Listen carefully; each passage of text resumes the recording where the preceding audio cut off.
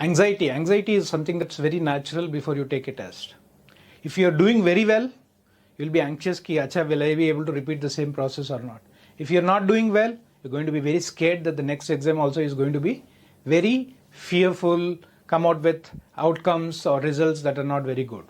So in order to kind of insulate yourself from this anxiety, I think it's important to look at the process. Process kya hota hai? How many questions do I do? What should I attempt? How do I do better than the last time? That's what you should focus on. So you must completely black out thoughts that go against or that try to pull you down. Just erase them. You must get into that meditative test before you enter any exam. Not worry about the outcome. And whether it is at the end of the first section or the second section or at the end of the paper. For example, your paper 1 has gone very well. Don't worry. I mean, don't also celebrate early, right? Section 2 is 1 and 2 have gone off well, right? Don't celebrate. There's still one more battle to be won. So it is important to stay focused on the process. And always, in order to, for example, those who are doing extremely well, the anxiety could be, will I repeat my same performance? I think whatever you have been doing in the past, just try repeating it.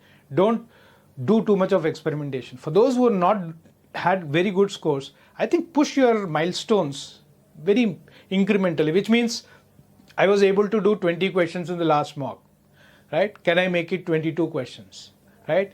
Don't try to say, how will I get to 30 questions? Because that will make it a very, very less efficient process. Move marginally, incrementally steps. And I think when you just stay focused on how do I incrementally increase it, by choosing better questions, not wasting time, so and so forth. I'm sure all the strategies that you keep hearing about being very productive while taking the exam, that's what you should focus on.